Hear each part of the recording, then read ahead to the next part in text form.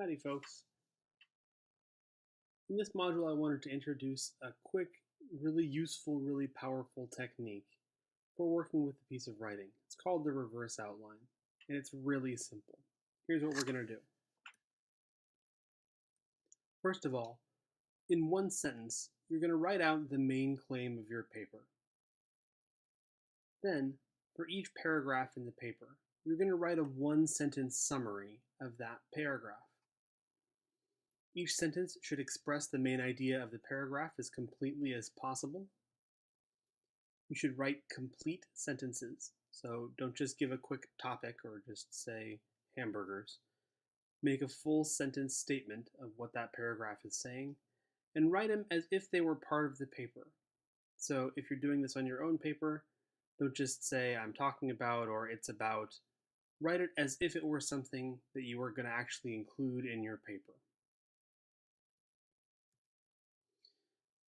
So I went ahead and did this with the sample paper so I can show you guys how to use this. And here's the main claim that I came up with for that sample paper. We're going to skip the paper entirely and just look at the reverse outline so that you can see how this can work with your paper.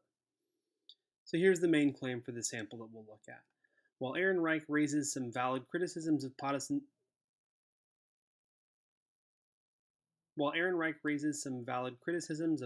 thinking in the culture of cancer patients, there are nevertheless real benefits to a positive attitude for cancer sufferers.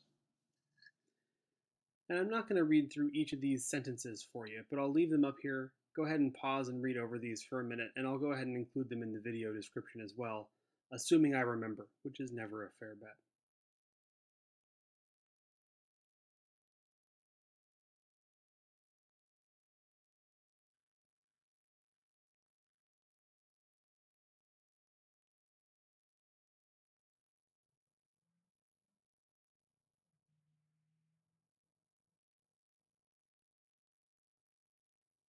Okay, so let's talk about how to use that kind of outline.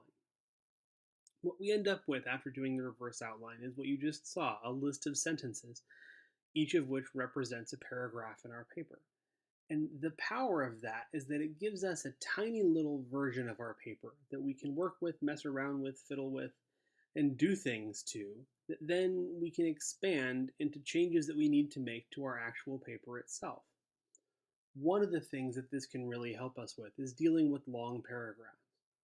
What I often find in writing sentences for a reverse outline is that some of the sentences that I have to write tend to be very long, end up with lots of clauses.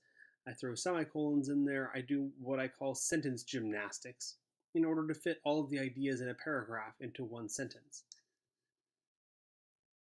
For me, the big example with this paper is paragraph 6. You can see when you look, there are a couple of semicolons in there. There's a lot of stuff going on. And in fact, you can see that there are several different ideas happening in this paragraph. This one I will read out. Ehrenreich discusses many problems with enforcing a positive viewpoint for cancer patients. For one thing, there are no real immune benefits to a positive attitude. For another, there are no clear survival benefits to optimism. Moreover, everyone should be allowed to feel however they want and express their feelings, especially in that situation. So you'll notice there are a lot of words like for one thing, for another, moreover, those transition words that show us when ideas are linked. But those also show us when we're moving from one idea to the next. So in fact, if you look closely at this paragraph, you'll notice that there are several separate ideas happening in this one paragraph. First, we've got the idea that there are no real immune benefits to a positive attitude. Then, that there are no clear survival benefits to optimism. And then finally, that everyone should be allowed to feel however they want once they've been diagnosed with cancer. 3 very different, although related, ideas that are being crammed into one paragraph. And in the original version of the paper, this paragraph was probably a full page long. A little bit too long for a paragraph in an academic paper.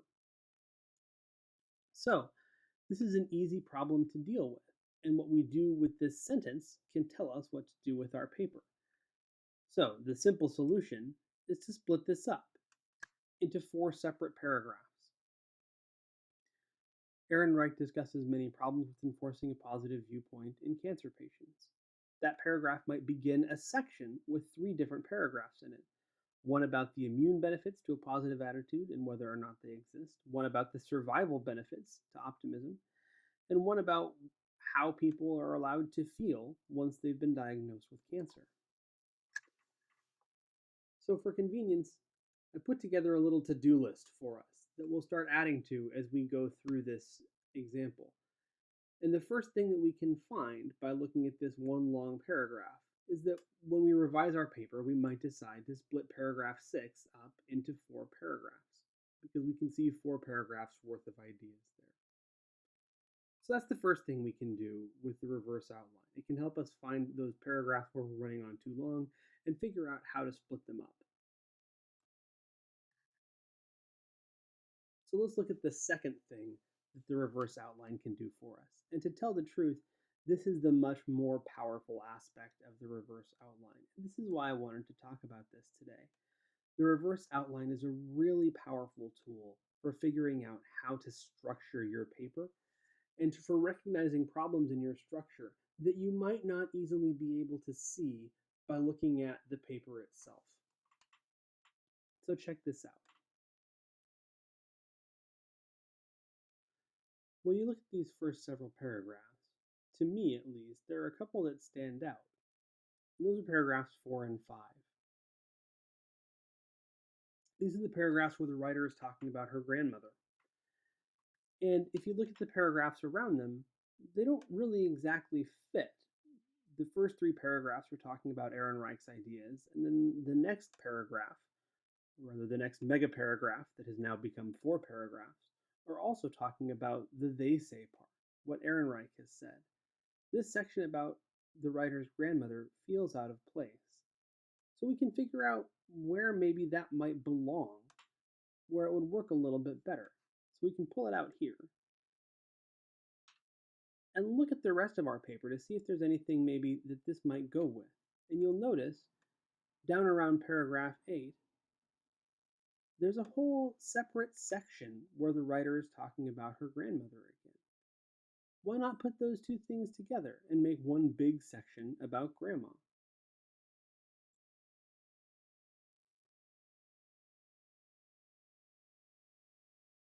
Now, we've got 5 paragraphs about grandma together, one of which I moved down just a little bit because it seemed like it made a little bit more sense to me. But now we've got 5 paragraphs about grandma that are grouped together that seem to be making an argument by themselves. That the situations were similar, but that her grandma's experience was very different despite all the similarities in the situation.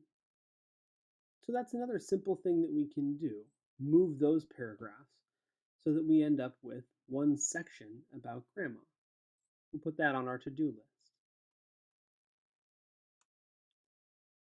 Let's go back up to the beginning. And you'll notice paragraph 7 has been bumped up here a little bit since we added a little bit to this section about grandma. So now that we've got a bunch of they say here on our first page, it might do us some good to go back and think again about what our main claim is. And the main claim that we selected for this paper was that there are real benefits to a positive attitude for cancer sufferers.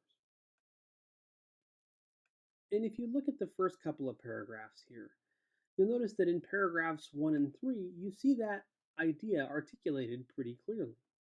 In the middle of those, though, is what feels to me like something different. Paragraphs 1 and 3 are explaining what the writer thinks. Paragraph 2 is looking at some specific evidence that the writer has found.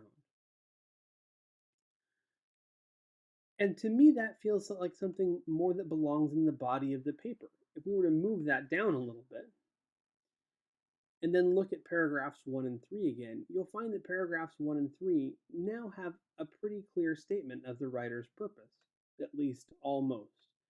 In Bright-Sided, Barbara Ehrenreich argues that a positive attitude is not helpful for cancer patients. While I agree with Ehrenreich on many points, I disagree with her claim that a positive attitude has no real benefits for cancer patients. That seems a much more direct and focused introduction than the one that had that paragraph of evidence in the middle of it.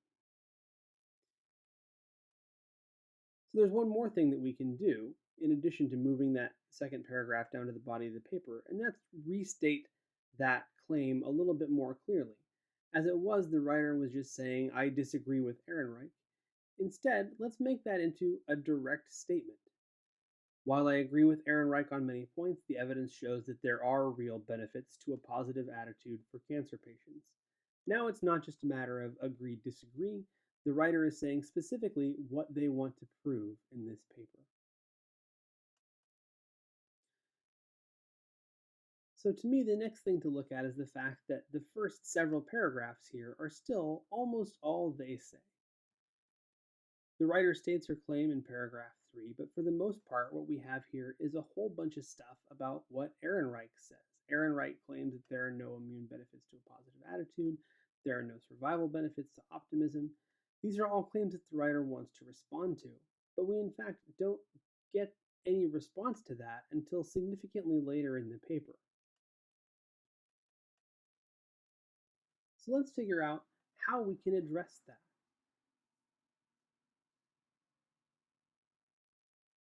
We've seen that there are these three sort of big claims that show up in what was once paragraph 6 that all represent specific ideas that she wants to respond to. Why not, instead of having all that lumped together in one paragraph, why not treat each of those new ideas as a section of the paper? The first one would address the immune benefits, which is to say, to what extent does a positive attitude help the body fight cancer?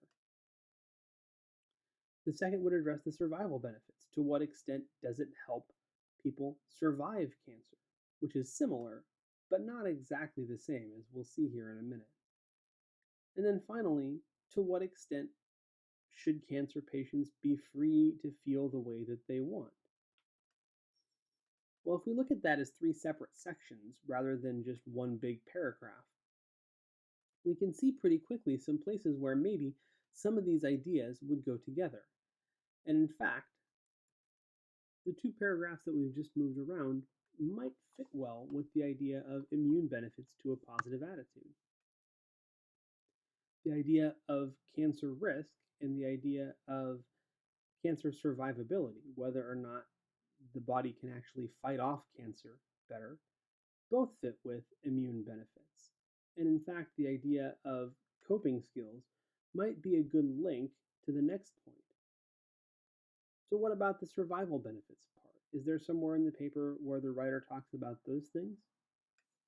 Well, in fact, there absolutely is.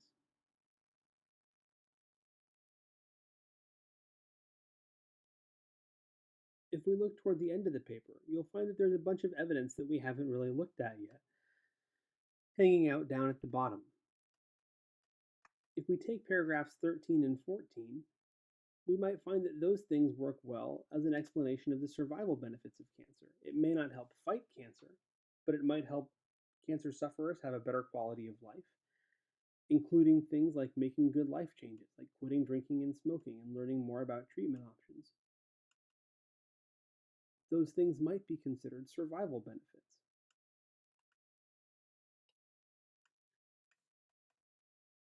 So there's another tick on our to-do list. Move those paragraphs from the end of the paper down as evidence to 6b. That leaves us with 6c, the idea that everybody should be allowed to feel however they want and express their feelings once they've been diagnosed with cancer. This is clearly something that the writer feels strongly about, but you'll notice that we already see this claim coming up in the conversation about her grandmother. Down toward the end, the writer's already saying that she feels this way. And because this isn't something that she's directly responding to, she doesn't really want to disagree with Ehrenreich in any way on this. It's worth mentioning, but it probably doesn't need to come up twice in two very different parts of the paper. So to me, the solution is fairly simple. We just get rid of that part of paragraph 6 and let the part in paragraph 12 stand for itself. what we end up with is a much more effectively organized paper. We have a section where the writer is introducing the paper. She summarizes Ehrenreich, introduces two claims that she wants to disagree with, considers evidence responding to each of those claims, uses her grandmother as a case study to bear out the ideas she's already discussed, concludes by agreeing with Ehrenreich and restating her main claim, which has now been effectively proven.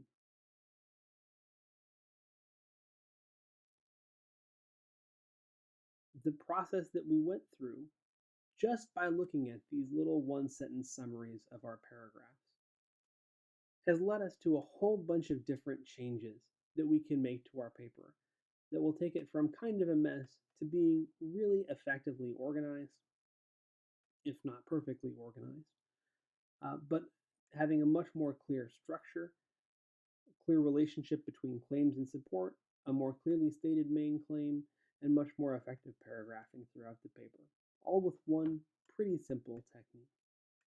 So there it is, folks, the reverse outline.